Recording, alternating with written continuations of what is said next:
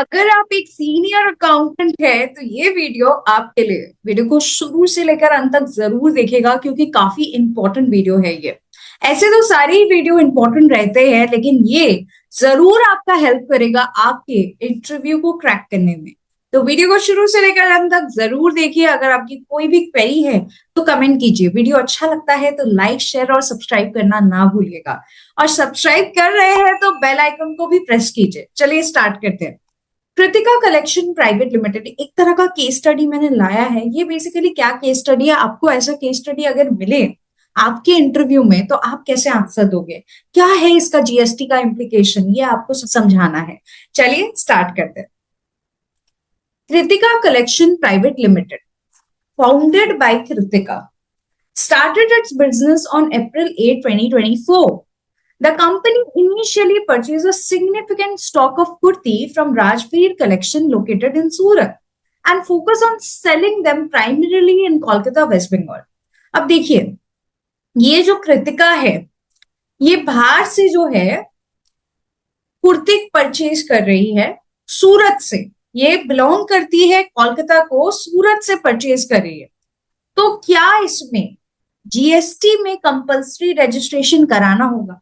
देखिए, जीएसटी में compulsory registration तब कराना होता है जब inter state supply of goods होता है। इंटर स्टेट हम लोग क्या समझते हैं, उसको सेल समझते हैं। सबसे इंपॉर्टेंट, मैं एक्सेल में आपको समझाने की कोशिश करती हूँ।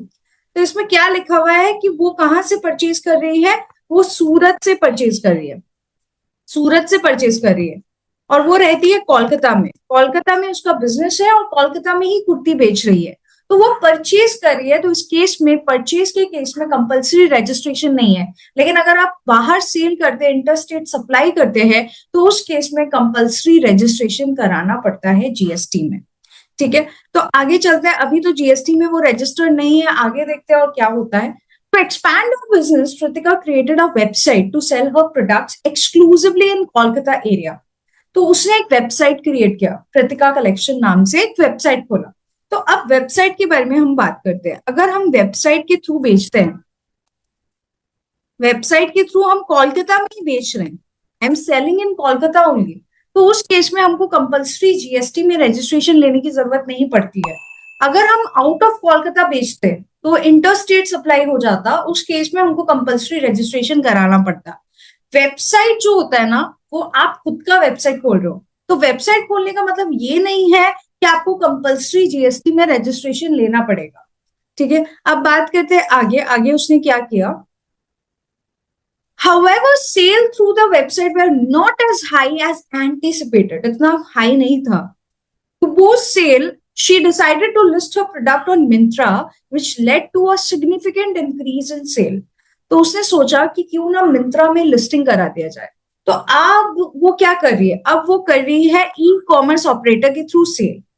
देखिए, मिंत्रा एक ई कॉमर्स ऑपरेटर है। आप बोलोगे मैम क्या होता है ई कॉमर्स ऑपरेटर? जो दूसरे का प्रोडक्ट लिस्ट करता है और बेचता है। तो एक तरह का अग्रीगेटर है जो दूसरे का प्रोडक्ट बेच रहा है अपनी साइट में। तो उस केस में अगर जो बंदा उसके थ्रू बेच रहा है तो उसको कंपल्सरी जीएसटी में रजिस्ट्रेशन लेना पड़ेगा। तो इस केस में कृतिका को अगर उसका टर्नओवर एक्सीड नहीं भी हो रहा है, स्टिल गेट हिमसेल्फ और herself registered in GST. GST में रजिस्ट्रेशन लेना पड़ेगा। मिंत्रा क्या है? ई कॉमर्स वेबसाइट है। ई कॉमर्स के थ्रू अगर आप सप्लाई कर रहे हैं even with in the state या आउटसाइड, वो फर्क नहीं पड़ रहा है, लेकिन आपको कराना पड़ेगा जीएसटी में registration. Myntra was deducting a tax from her earning which she had not accounted for. देखिए, आप जब किसी ई कॉमर्स ऑपरेटर के थ्रू सेल करते हैं ना, तो वो एक टैक्स कलेक्ट करता है। उसको हम लोग बोलते हैं टीसीएस, जीएसटी टीसीएस। टीसीएस जो है जीएसटी का, वो कलेक्ट करता है।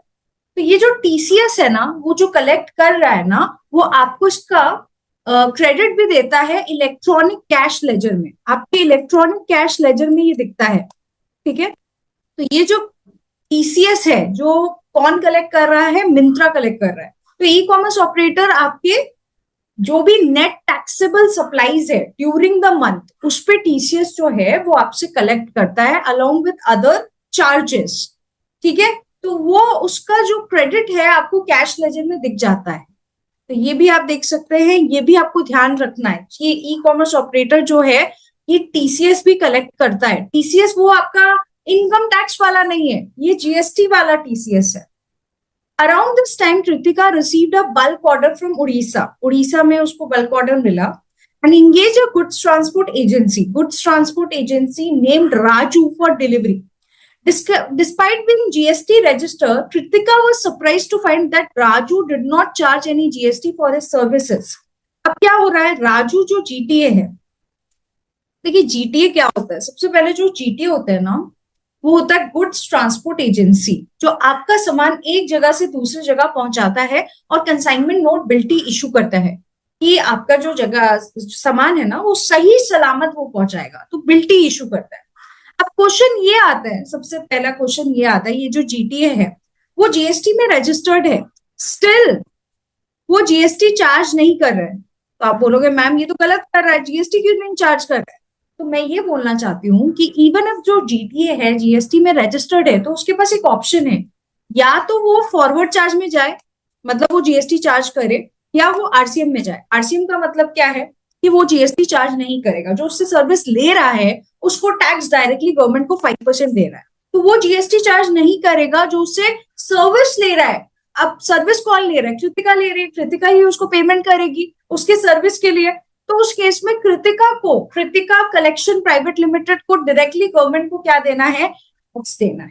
ठीक है, तो आरसीएम में कृतिका लाइबल हो जाएगी। ठीक है, अब आगे चलते हैं। तो ये सब आपको समझना है। देखिए ये रियल लाइफ सिचुएशन है, जो भी मैं बता रही हूँ ना, एकदम रियल लाइफ सिचुएशन है। टीसीएस कलेक्ट होता है, टीसीएस जीएसटी के बारे में तो अपन को पता ही नहीं था। फिर अपना वो अभी और भी आएगा अपना आरसीएम के बारे में, कि सामने वाला तो जीएसटी में रजिस्टर्ड है, फिर भी टैक्स क्यों नहीं कलेक्ट कर रहा है। तो ये सारी चीजें हमको पता होनी चाहिए एज अ सीनियर अकाउंटेंट। आगे चलते हैं। Later Kritika receive an order from a client name Reema in Surat. अब देखते हैं, उसको एक ऑर्डर मिला। अब ये कृतिका कलेक्शन कहाँ का पार्टी है, केसी लिखते हैं, ये केसी है कोलकाता का पार्टी, कृतिका कलेक्शन। और ये रीमा जो है ये है सूरत की पार्टी। अब सूरत वाले लोग उसको बोल रहे हैं भैया थोड़ा कुर्ती दे दीजिए, मीन्स कृतिका थोड़ा कुर्ती आप मुझे सप्लाई कर दो। अब ये जो सॉरी कृतिका कलेक्शन है वो राजवीर से लेती है, राजवीर सूरत का है। तो राजवीर जो है वो सूरत का है और वो उससे प्रोडक्ट लेती है, कौन, कृतिका कलेक्शन। अब क्या हुआ देखते हैं, पढ़ते हैं अच्छे से। Later Kritika receive an order from a client name Reema in Surat. To save on transportation cost, Kritika considered asking Rajveer to deliver the kurti directly to Rima. अब ये क्या हो रहा है, अब जो कोलकाता में बैठी है, कौन, कृतिका कलेक्शन कोलकाता में बैठी है, कहाँ बैठी है, कोलकाता में। और उसको कहाँ से कॉल आता है, रीमा कॉल करती है कृतिका को कि मुझे कुर्ती दो। अब वो सोची कि अब कोलकाता से मैं रीमा को सूरत कुर्ती भिजवाऊंगी तो मेरा क्या हो जाएगा, ट्रांसपोर्टेशन खर्चा बहुत लग जाएगा। तो उसने बोला हेलो राजवीर, आप डायरेक्टली रीमा को कुर्ती भेज दो, क्योंकि आप भी सूरत में हो वो भी सूरत में। तो ऐसा करने बोला, आप बिलिंग मुझे कर देना, शिपिंग रीमा को कर देना। तो बिल टू किसको होगा, बिल टू होगा केसी को, कृतिका कलेक्शन, और शिप टू होगा किसको, रीमा को। ठीक है, तो बिलिंग होगी कृतिका कलेक्शन को और शिपिंग होगी रीमा को। अब क्या हो रहा है, अब प्रॉब्लम क्या है, however she was unsure about the GST implication of such an arrangement and worried that Rajveer might bypass her and connect with Reema directly. अब प्रॉब्लम क्या होता है ना बिल टू शिप टू में, कि आप क्या कर रहे हो, बिलिंग तो मुझे कर रहे हो, लेकिन जब तक जाता है ना तो मेरा बिल लेके जाता है, मतलब कृतिका का जो बिल है वो लेके जाएगा। तो रीमा को पता चल जाएगा कि राजवीर कृतिका को क्या चार्ज कर रहा है, और अल्टीमेटली रीमा को ये भी पता है कि कृतिका उससे क्या चार्ज करती है। तो इससे पता चल जाएगा कि कितना प्रॉफिट कृतिका कमा रही है, और इन दोनों का कनेक्शन भी बैठ सकता है, ये दोनों आपस में भी तो लिंक कर सकते हैं ना। तो ऐसा बिजनेस में होता है, थोड़ा रिस्की रहता है ऐसा टाइप का बिजनेस जहां पर बिल टू शिप टू होता है, क्योंकि इन दोनों का कनेक्शन अगर बैठ गया तो फिर कृतिका से सामान कौन लेगा, कृतिका से सामान नहीं लेंगे ना, कौन नहीं लेगा, रीमा नहीं लेगी। रीमा राजवीर को डायरेक्ट बोलेगी हेलो राजवीर मुझे दो सामान, राइट। तो ये समझना होगा बिल टू शिप टू में ये थोड़ा सा रिस्की हो जाता है। तो बिल टू शिप टू का जो भी टैक्स इम्प्लीकेशन है वो आपको पता करना होगा। ई वे बिल क्या एक जनरेट होगा या दो होगा? एक ही जनरेट होगा। क्या कृतिका को क्रेडिट मिलेगा? उसको गुड्स तो नहीं मिल रहा है, लेकिन सेक्शन 16 के हिसाब से कृतिका को क्रेडिट जो है वो मिल जाएगा। तो ये सारे टैक्स इम्प्लीकेशन आपको पता होने चाहिए। As Kritika business flourished, she received a substantial bulk order from Coal India PSU to supply 10,000 kurti. Kritika का तो बिजनेस ही चमक गया। 10,000 कुर्ती पीएसयू से।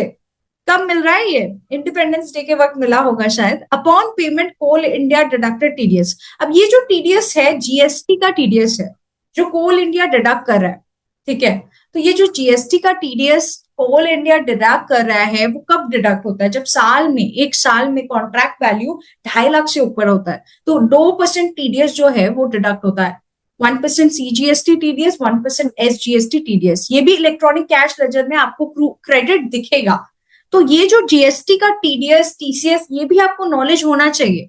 मैं तो अभी आपको बस बता दे रही हूँ कि 2.5 लाख से ऊपर का कॉन्ट्रैक्ट वैल्यू अगर कोई गवर्नमेंट अंडरटेकिंग से आपका होता है तो गवर्नमेंट अंडरटेकिंग आपका टीडीएस जो है वो डिडक्ट करती है at the time of payment.